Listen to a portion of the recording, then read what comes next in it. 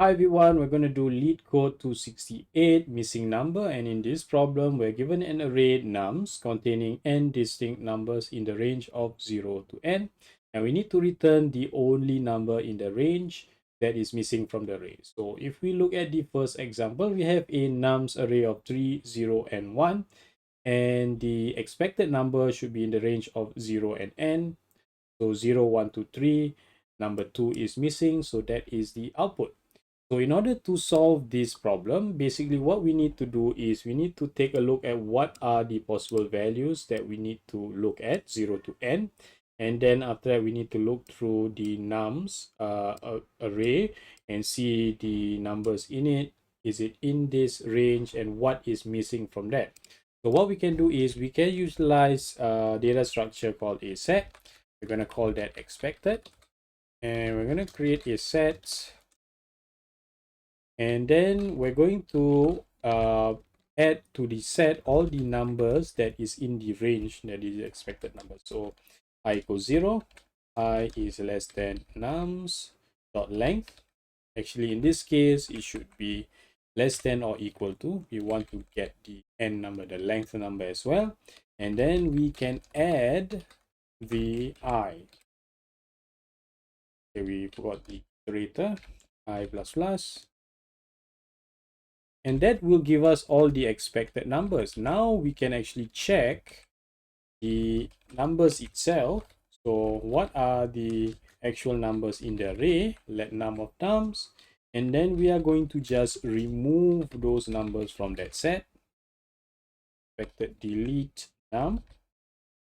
And once we do that, we can look at the expected numbers. So the expected set and see what's left.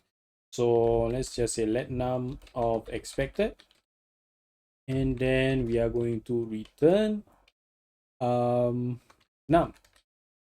So we can do this loop here because there's only going to be a single number left here, because if you look at the constraints, nums I, whatever member of the nums array will be in between 0 and n. So rest assured that number will be left in the set. So at least a single number will be left in the set. So if we run this test case, we should get a passing test case. Okay, all test cases are successful. Let's submit it to see if it's accepted, and we have an accepted solution. So in this particular solution, this runtime complexity is O of n.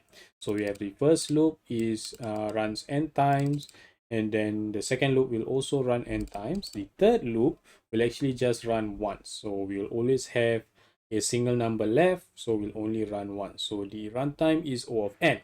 In terms of the space complexity, since we're using this set data structure, we are actually having a space complexity of O of n, because we're going to add the numbers into the set in terms of the nums.length. So we have a runtime complexity of O of n and a space complexity of O of n. So in order to optimize this solution, we might want to take a look at maybe to see how we can implement a solution that does not actually use a set. So in order to do that, what we can actually do, instead of a set, we can initialize this expected number. We can just create a number 0. Okay, and in the first loop, what we can do is we can say expected exclusive or equal I. And then what we can do for let num of nums, what we can do is we can create another number called actual equals 0. And then we can do the same thing as we done above. We just say actual exclusive or equals num.